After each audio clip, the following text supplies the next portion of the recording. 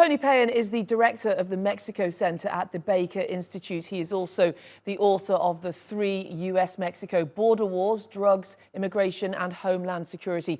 He joins us now from Houston in Texas. First of all, how common is this kind of incident on the border where people are getting caught in the crossfire of these cartels?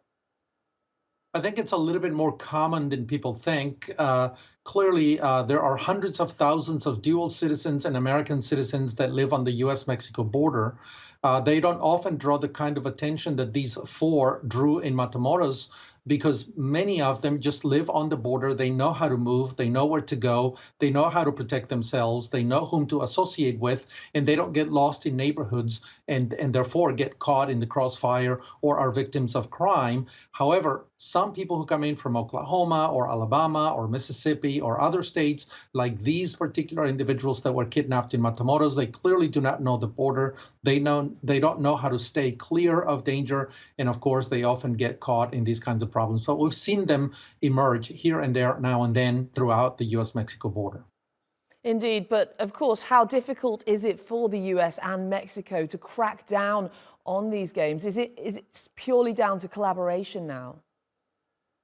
Well, collaboration between Mexico and the United States on organized crime is down to nil. I mean, it was very strong under the Merida Initiative, which was signed in 2007 by then President Calderon and President Bush at that time, and it stayed in place until the beginning of the López Obrador administration, who simply discarded the Merida Initiative and almost all cooperation on organized crime. We've seen it in the United States with drug trafficking, and of course, Mexico has seen a steady spike in violence and crime within the country, of which many, many Mexicans, of course, 145,000 have died during the López Obrador administration.